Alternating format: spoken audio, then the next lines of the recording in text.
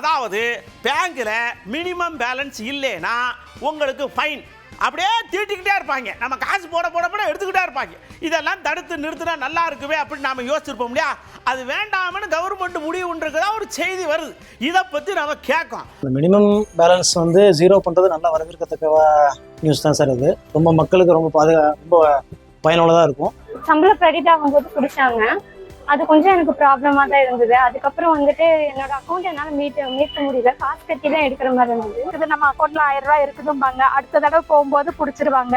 அது அவங்களுக்கு ரொம்ப மனசு பாதிக்கப்படும். ஒன்றும் இல்லாத வந்து ஓஏபி பணங்க இந்த மாதிரி 100 நாள் வேலை திட்டத்தில் நம்பி இருக்கிறவங்க வந்து ரொம்ப பாதிக்கப்படுங்க. 100 நாள் வேலைக்கு போகிறவங்க, சின்ன சின்ன கடை வச்சிருக்கவங்க, பூ வியாபாரி, கட்டுச்சாய் வேலை பார்த்தீங்கன்னா பேங்க்ல ஒரு 1000 ரூபா இருந்தால் தான் அவங்க பேலன்ஸ் இருந்தால் தான் அப்படிங்கிற மாதிரி ஒரு சூழ்நிலை இருக்குது. ஆனால் அது இல்லைங்கும் போது நீங்கள் அந்த 1000 ரூபாயில் வந்து எத்தனையோ ஏழை குடும்பங்கள் வந்து அந்த 1000 ரூபாய் எடுத்து அரிசி பருப்பு இதே போல் அத்தியாவசிய பொருளுக்கான அவங்க செலவுக்கு இன்றைக்கி உதவுது.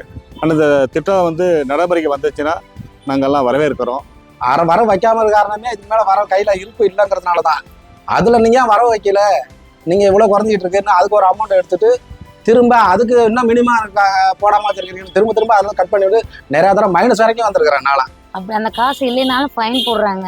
அது இருந்தும் என்னால் செலவு பண்ணுறதுக்கு எடுக்க முடியல. கஷ்டம் ஏதாவது ஒரு சூழ்நிலைக்கு நான் தேடக்குள்ள அந்த பணத்தை என்னால் எடுக்க முடியல. நான் 1ஆம் தேதியே வந்து பார்த்தீங்க அப்படின்னா இஎம்ஐலாம் எடுக்கிறாங்க இல்லைங்களா? அந்த டைமில் வந்து பார்த்தீங்க அப்படின்னா மினிமம் பேலன்ஸ்னு சொல்லிட்டு ஒரு 300 ரூபா டெபிட் பண்ணிடுறாங்க. ஆட்டோமேட்டிக்காக வந்து எங்களுக்கு ஆட்டோமேட்டிக்காக பவுன்ஸ் ஆகிடுது. பவுன்ஸ் சார்ஜஸே வந்து ரொம்ப அதிகமாக பே பண்ணுற மாதிரி இருக்குது. என்ன கேட்டாலும் வெளில மிஷின் இருக்கு, மிஷின்ல பாத்துக்கோங்க தான் சொல்றாங்க. ஆனா பேங்க் சார்ஜஸும் கூட இருக்கு, ஏடிஎம் யூஸ் பண்றதுக்கான சார்ஜஸும் கூட இருக்கு. இதோட சேர்த்து மினிமம் பேலன்ஸ் மெயின்டைன் பண்ணலன்னா அதுக்கும் நாங்க சார்ஜஸ் எடுப்போம்னா பெரிய மனுஷர்களா பேங்க்ல மினிமம் பேலன்ஸ் மெயின்டைன் பண்ணி அவங்க பண்ண முடியும்.